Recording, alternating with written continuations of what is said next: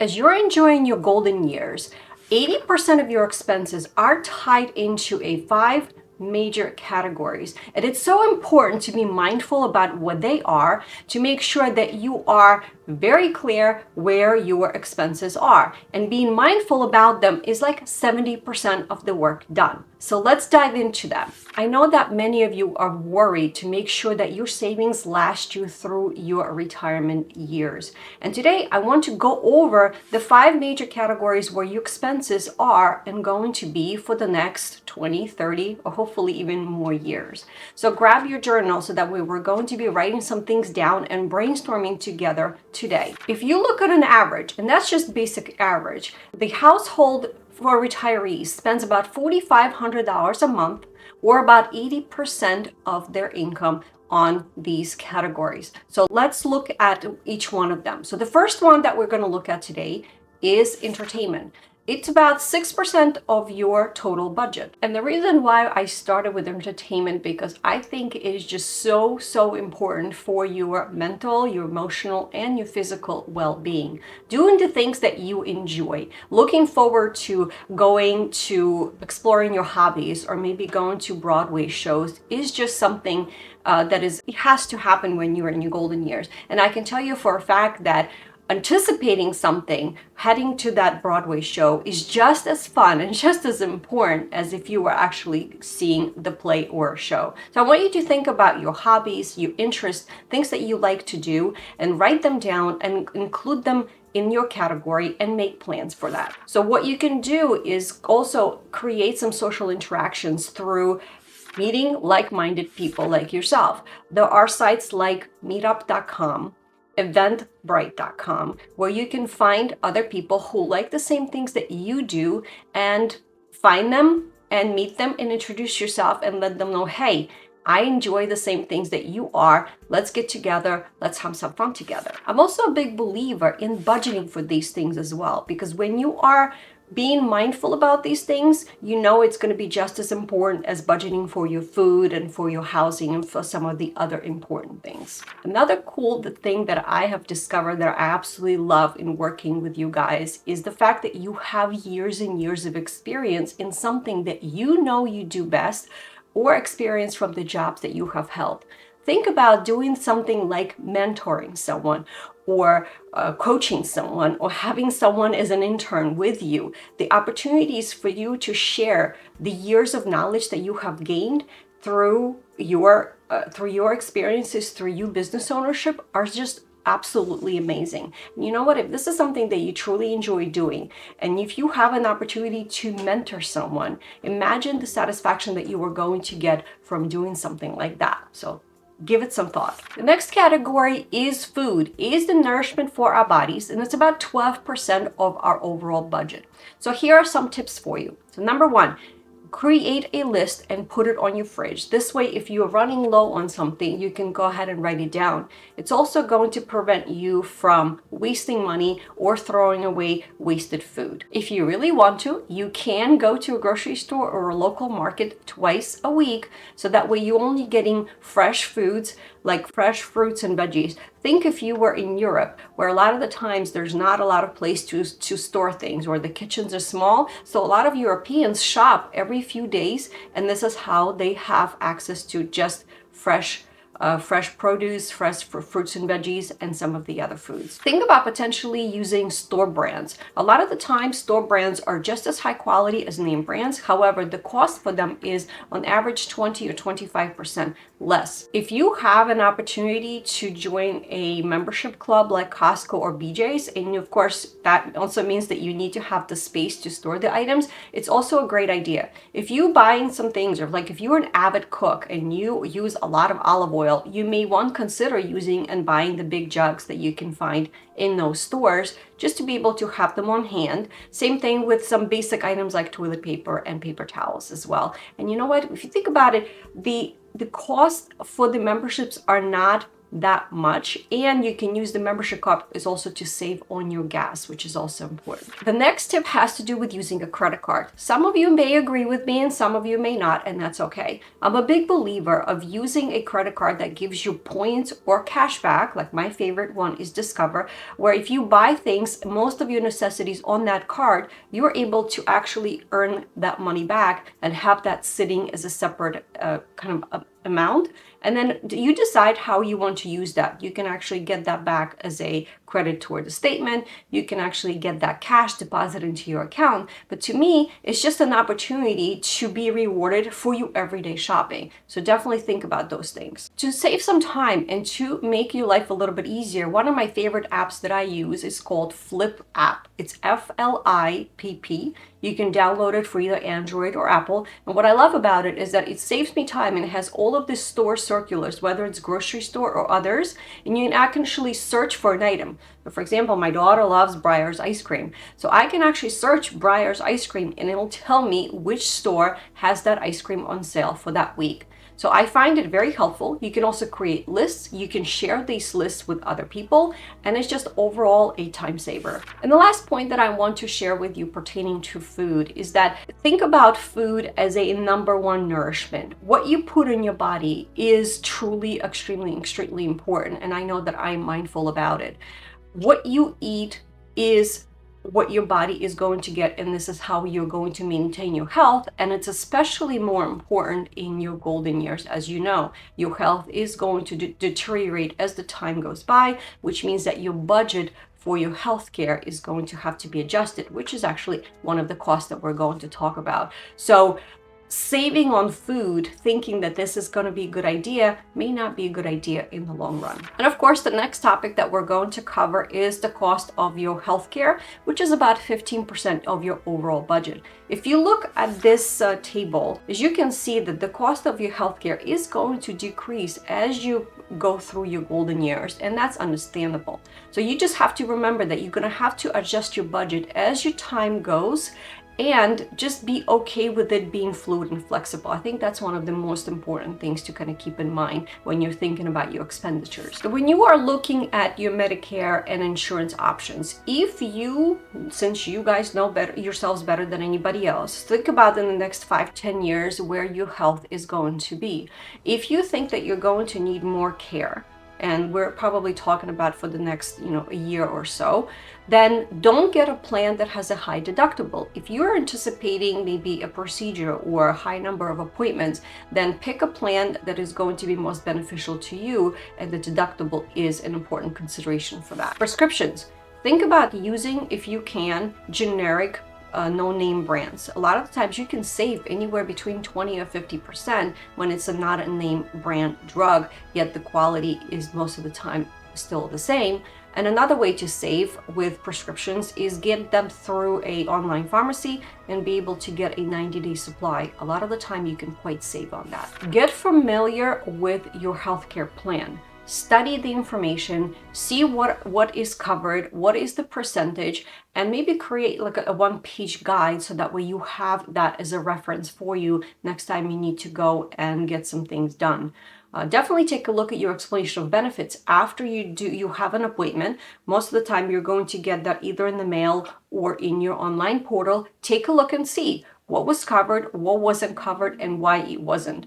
Remember, you are the advocate for yourself, and you want to make sure that the information there is also correct. Next up, one of my favorite things that I remind all of my clients that I work with is remember to move your body every day for at least 30 minutes. And 30 minutes is not a lot. And there's a lot of things that you can do. So think about your favorite things. If you have pets, that's even better, because all you can have to do is take your pooch out for a walk, and then you can maybe listen to an audiobook or listen to a podcast or talk to a friend as you're making your way around and get your 30 minutes in.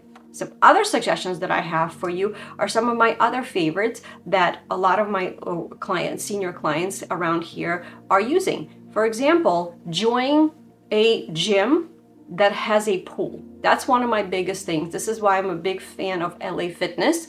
You can also look into YMCA if you have one locally. LA Fitness, for a price of under $50 a month, you have access to a Olympic-sized swimming pool that is heated.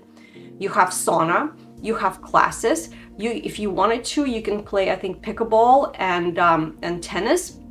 And if you wanted to, you can have a one-on-one coach, a trainer, to help you get into shape, depending on maybe if you have some areas of concern. And of course, you have a full advantage of any kind of gym equipment that you want. And of course, I love the idea because a lot of the times the gym is going to be close to you. So if this is something that you have around you, my recommendation to you is you do your daily, and then you also plan on doing something at the gym. Plus, a lot of the times LA Fitness has an app. So when you look at the app, you can see exactly what classes are happening, and you can save them, and then you can make plans for the week or a month ahead. Also, don't discount local senior centers. I have a couple of senior centers that are super robust in our area. They offer tons of different classes. They have cooking classes. They have cultural enrichment classes. They have professionals that come in and teach lectures and then provide guidance. There's lots of things to do in addition to, of course, having some physical movement as well. Classes like yoga and chair yoga and stretching and tons of other things as well. What I also found interesting was that our local grocery stores hire and have nutritionists on staff. And those professionals do classes, they provide recipes, and a lot of times you can go in and talk to them. So don't discount those opportunities because a lot of the times they're actually free. When you're eating, I want you to think about having a meal as just something to truly enjoy, not something that you can quickly kind of gobble down and rush on your way. If you really explore YouTube, one of my favorite platforms, you can find tons of videos and channels where you can find something to make where you don't have to think about it, because you know sometimes it's hard. You're driving and you're hungry and it's like, okay, what am I going to have for dinner?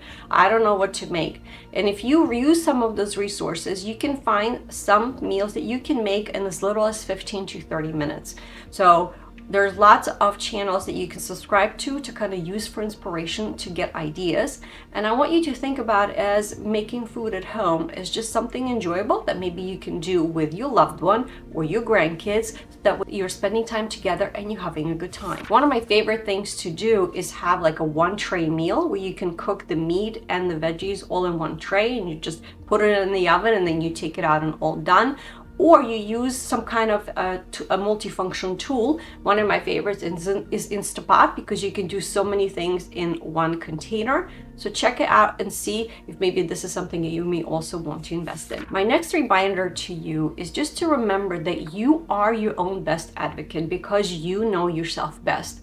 And when your body is hurting, it's sending you a message that something is off. And what I encourage you to do is when you go see a doctor for something that maybe ails you, is instead of having that doctor just prescribe pills for you, figure out what is the cause, what is the root cause of your ache, of your concern. And this is where I invite you to discover the world of functional medicine, where the doctors focus on the root cause of what the problem is instead of just trying to solve the pain or the result of what the situation is.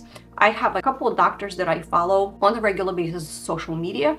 A lot of that is through blogs and the websites that they have, and also through Instagram. One of them is Mark Hyman, and his last name is spelled with Hyman. Dr. Eric Berg, Berg, and Taylor Dukes, who is a holistic practitioner in Texas, and I follow her on Instagram. I'm going to link their information as well in the box under this video, so that way you can check out their information. What I love about the doctors is in their blog format, they also provide you with some recipes, some good ideas to help you have and live a good life. The next category is going to be transportation. So this is where you spend about 14% of your budget. So let's talk about what that means. Your budget can also be higher in your earlier years of your retirement, because this is where you're all excited about traveling, going, see people and seeing your friends. So just be kind of flexible and mindful that that percentage may change for you depending on where you are in your golden years.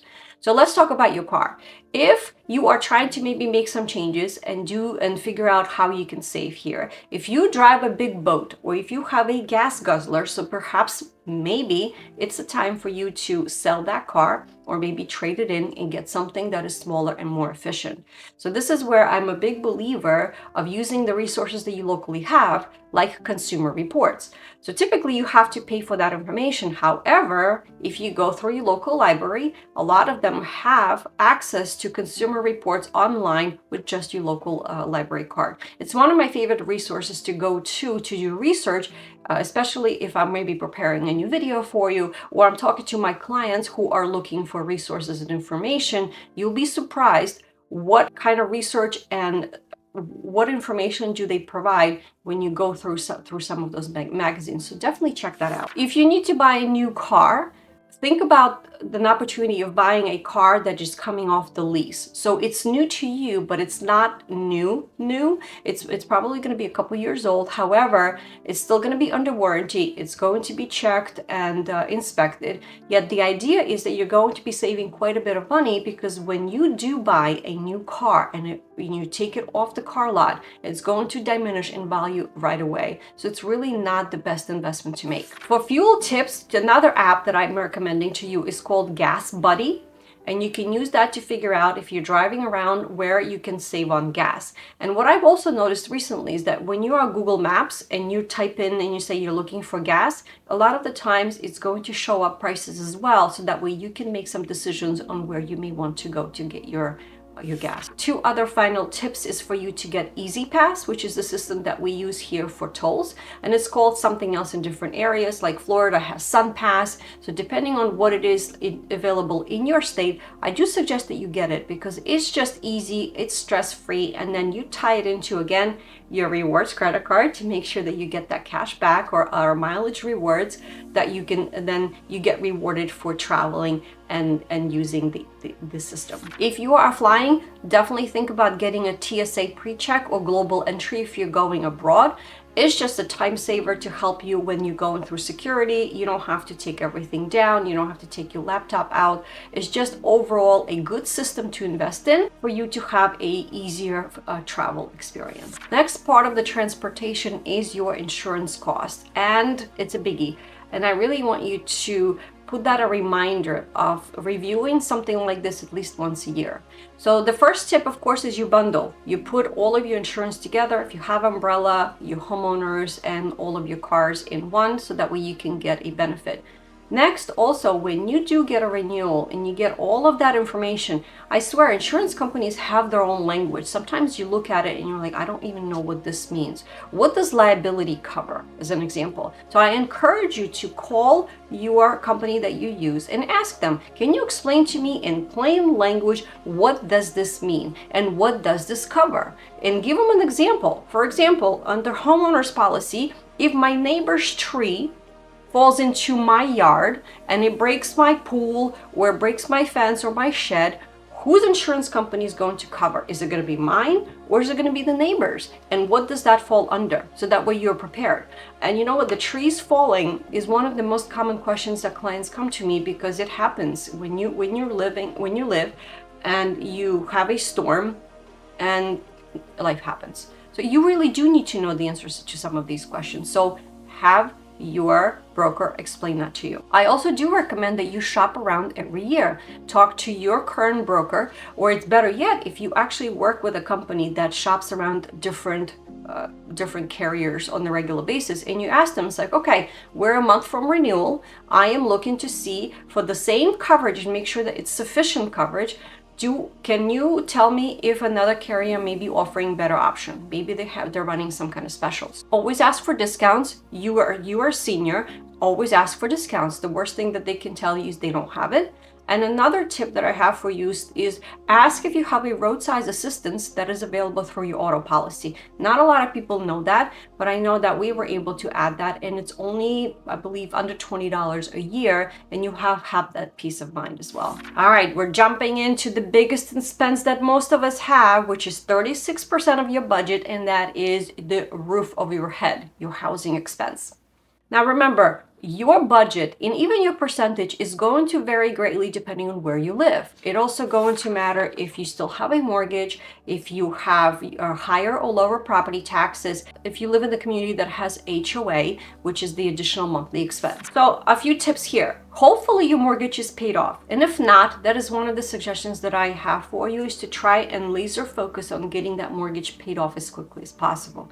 Next, go in to talk to your tax assessor in your municipality and say, listen, I am a senior. I don't have kids in the school system anymore. What kind of breaks and incentive and discounts do you have for me since I live in the town? Next, very important point that I have been sharing with a lot of my seniors right now is to make sure that you are properly insured in your homeowner's policy. As you know, the housing market has increased in value quite significant in the last 2 to 3 years. And what I want to make sure that you're not underinsured because of the increased home values. So I have been providing the reports to all of my clients recently, and I'm happy to do the same thing for you. And what you want to do is take that home value and take it to your insurance broker and say, hey, my home is no longer worth $300,000. It's now $375,000, and I want to make sure that my policy reflects that information. God forbid if something happens. I can tell you for a fact that my own insurance company did not reach out to me and say, hey, by the way, we know that the home values have increased significantly. Where is your home right now? Because we want to make sure that the insurance coverage is appropriate. So make sure you get that done and put that on your list. If you have done any renovations lately, major things, think like roof, siding, windows, make sure that you call your insurance carrier and let them know about it. I can guarantee you that a lot of the times they will reduce your premium because of the major renovation that was done, because it's one less thing for them to worry about. See if you have options to shop for your electric suppliers. We're kind of heading into the utility category now as well. In some areas, the suppliers are available and there is actually a market for that. Not everywhere it's available, but if it is available in your area, call and see who offers what. Maybe there are some also promotions and incentives for you to be able to save money on your electric bill. If a maintenance plan is available for the major components of your home from your utility company, definitely jump on board. For example, in our area, we have PSC&G, and they have a really great worry-free plan where you can put just about any of your major items. So your stove and your dishwasher, your refrigerator, your furnace, your AC, like think the big ticket items, you can all put them under that maintenance plan. And if something breaks, they will come out, and a lot of the times they will repair it for free. So whenever my clients move into a home, when they buy a home that is located within that utility company, I make sure that they all get on this plan because it costs $50, $70 a month, depending on how many items that you put on your plan, which to me is an amazing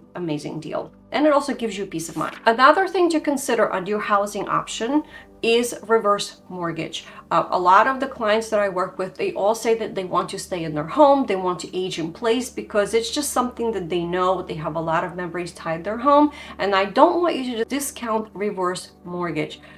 When I talk to my clients about this as an option, and I know that it's got a bad reputation from some news and some other outlets, and I can tell you that what makes the most difference is working with a lender who specifically does reverse mortgages and is very good at it. And I have a couple that I recommend to my clients, and no, it's not the right option for everyone, but it can be a right option for some of you. So don't discount that as an option. It's a great opportunity for you to tap into the equity in your home to be able to use it for just about anything you need. If you have some major repairs that are coming up, if you need to use it for personal care, for health concerns, just about anything, it's a great opportunity, and I'm happy to put you in touch with some of these resources as well. So when you're thinking about your home's health, as we talked about a little bit earlier, I want you to use this Age of Everything reference guide that I'm going to post under this video. And think about the things that just because you age and you get older and your home is going to do the same. So you really need to be budgeting. If you haven't done the major renovations before you retired, the sooner you get them done, the easier it's going to be on you, whether it's emotional and physical pressure. My suggestion to you is budget and get 3 estimates for each of the work. To give you an example, my clients, I always tell them, if you need to replace your heating and air conditioning, budget at least $10,000. If you need to put a new roof on, it's at least $10,000, $15,000. New water heater, about $2,000. So as you can see, these are major expenses. I also have a maintenance checklist that I am going to link for you in this video as well. It just takes the guesswork out of the things that you have to do to make sure that you maintain your home. As you know, it's for most of us, is the biggest investment that we have that is part of your retirement plan. I have a few other more drastic ideas for you if you are thinking about to kind of cutting down your budget of your expenses. The first one would be is to downsize. If you are in a big home, and I understand that you have a lot of emotions attached to the home and memories, but think about what may be easier for you to handle now in your golden years to make sure that your home actually fits the needs that you have now. Could it be that you now need less stairs? It just needs to be one floor living. Or could you say, you know what, I just don't want to be in a home anymore. I want to be in a condo, just something smaller. And of course, another option that a lot of retirees are opting for now is just plain renting, where they don't have to worry about any maintenance. They can just call a property manager and landlord and have them take care of everything. So that's also an option. Another option is going into a 55 plus community where you have the social interaction, you have a nice close-knit community, others to talk to, places to walk, and also HOA takes care of a lot of the maintenance things that you maybe just don't want to bother anymore, like lawn care and snow removal. And this is why I believe budgeting is so important no matter where you are in your life journey. But I think it's even more important when you are in your golden years, because now you are focused on making sure that your money lasts, because you are living off the money that you have saved and you work so hard for. So budgeting is really the foundation of everything. And the bonus tip that I have for you, if you really want to have it and live it up in style in your golden years, think about living overseas. The 3 countries that are on the top list that I have found are Portugal, Panama, and Mexico. And my suggestion to you is, before you take the drastic step where you say to me, Olga, you are crazy, why would I do this? Why don't you go on vacation and discover those places and see why a lot of US retirees are opting to head in that direction. It could be that it's a less cost of living, the healthcare is just still amazing, maybe the weather is nice, but go rent Airbnb, go stay there for a few weeks or a month and see for yourself how you like it, and maybe you will change your mind and consider that as a viable option. So my question for you today is, which of these categories are of most concern to you? Where do you need help brainstorming some ideas to make your life a little bit easier? We're here for you, so definitely comment, and we're happy to help you and brainstorm together.